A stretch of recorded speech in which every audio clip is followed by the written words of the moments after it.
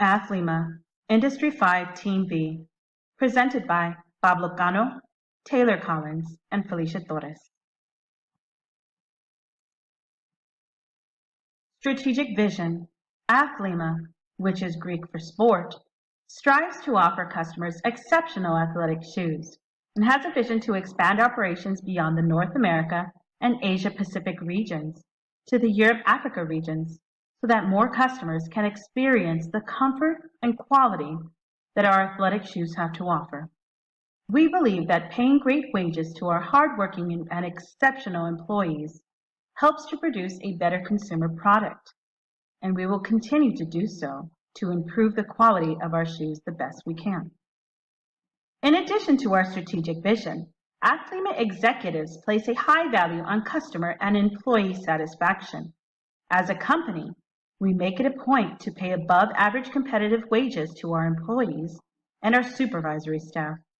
We regularly offer our customers free shipping and attractive mail-in rebates to all regions in which we conduct business to obtain new customers, retain our existing customers, and to keep them happy with our products and our services.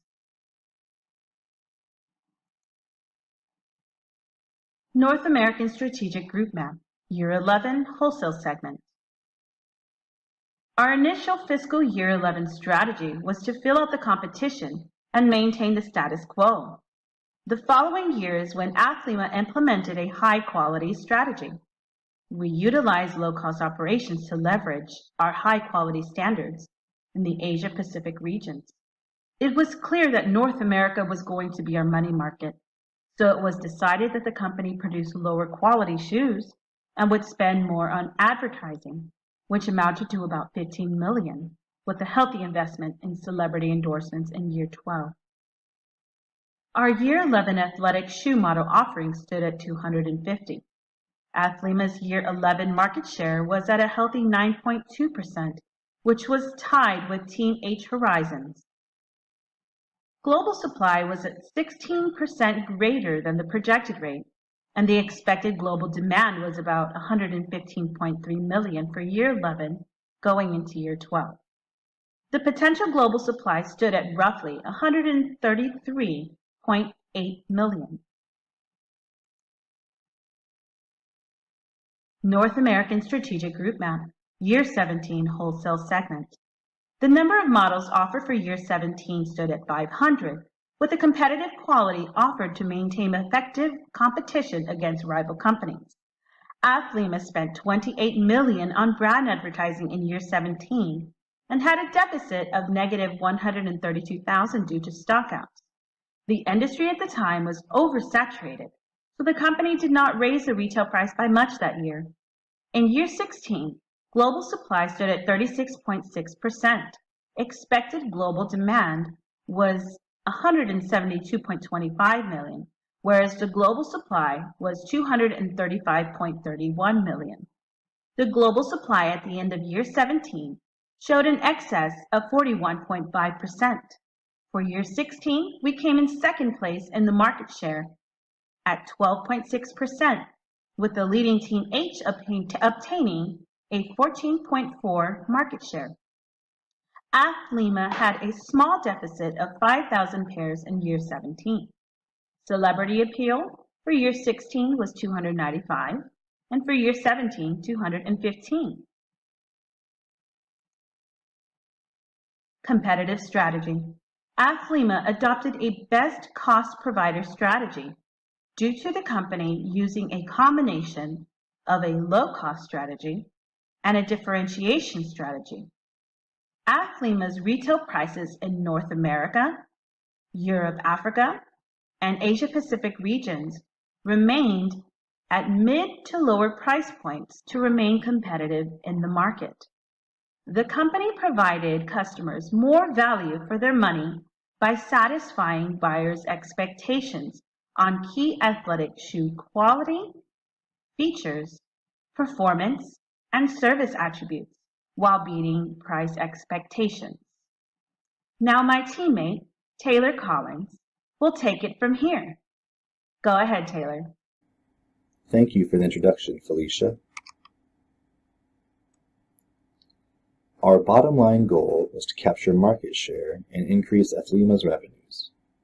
Our internet revenues increased every year without decrease, and wholesale and private label both increased every year until decreasing in fiscal year 17. Athlima was able to increase our profit margin by about 15%, with an average profit margin of 29.6%. Net revenues from fiscal year 10 stood at $432.65 million, an increase to $1.02 billion in fiscal year 17, with an all-over increase in revenue of over 200%. The prices and SQ ratings of our product for North America gradually increased from fiscal year 11 to fiscal year 15, and then held steady throughout fiscal year 16 and fiscal year 17. These increases enabled Athlima to stay competitive in the marketplace with only slight adjustments made, as needed, from year to year. The company was never greatly oversupplied and either met or exceeded the investor's minimum expectation for the SQ rating in the North American market. Athlima started with a 20% ROE in fiscal year 10 and finished with a 28% ROE in fiscal year 17, with an all-time high of 35.1% ROE. Athlima's ROE dropped in years in which heavy investment occurred, and the following year after the investments were made, they paid off and resulted in a more favorable ROE. The company's ROE was notably high in fiscal year 16 and stood at 35.1%. This was due to our management team being able to obtain 89% of the private label market share in Europe-Africa by offering roughly 4.40 million pairs to private label investors, successfully selling about 3.91 million pairs at $34.99 a pair. In fiscal year 17, our ROE decreased due to a loss of the private label Europe-Africa market share from the previous year, with a fiscal year 17 market share at only 6.1%. This decline was due to being undercut by our competitors in price. Private label profits brought in $144.56 million in fiscal year 16, and in fiscal year 17 it dropped to $10.19 million. Internet operating profit for fiscal year 16 stood at $37.33 a pair, which dropped to $26.13 a pair in fiscal year 17. Athlima's initial stock price in fiscal year 11 was $48 and gradually increased by an all-time high 267.58%, finishing off in fiscal year 17 with stock price of $176.44. The apex of our stock price was $276.11 in fiscal year 16 due to a great overall performance in wholesale, internet, and private label operations. In fiscal year 13, Athlima paid investors a $3.10 dividend payout, worth 62.6% of that year's net profits.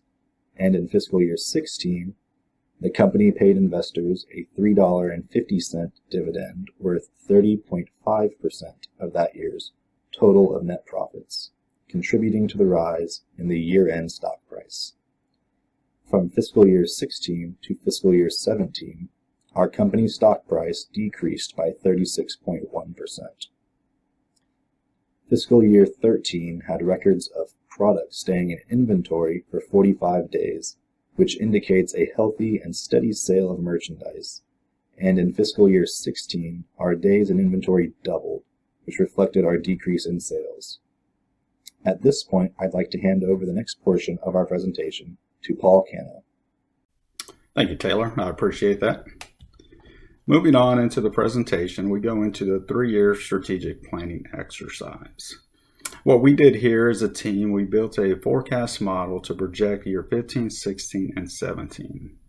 However, with those projections, we included the cost of expanding our operations into the European Africa market, as well as purchasing new equipment for the end of life cycle on our other production equipment and other production facilities.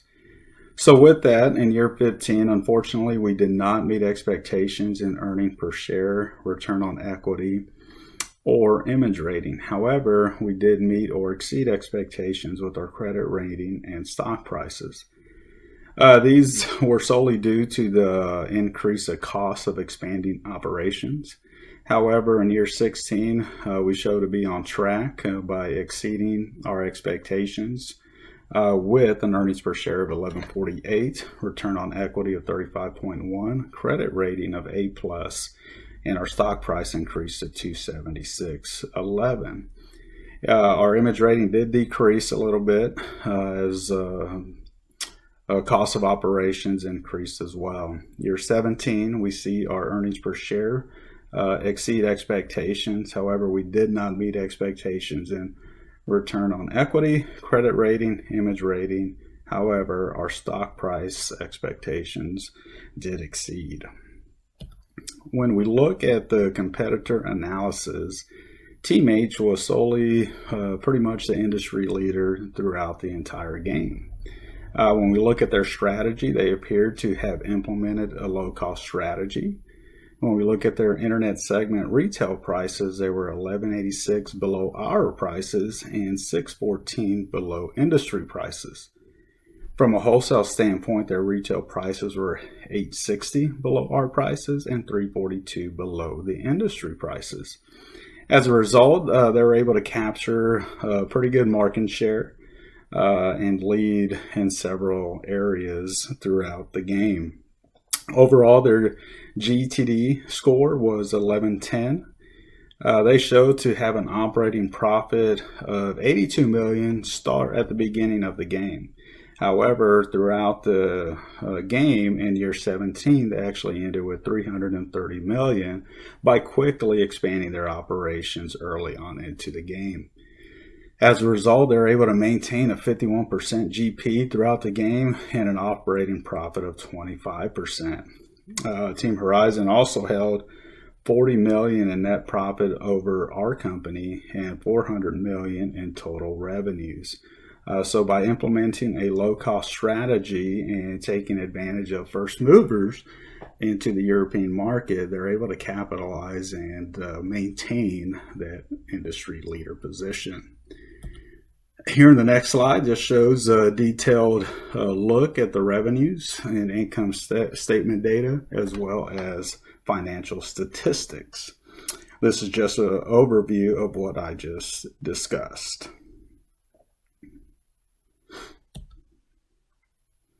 Overall, when we looked at lessons learned, what we would have done differently was, of course, expand our operations early on. We waited to year 15 when we should have done it early on towards the beginning, such as in year 12.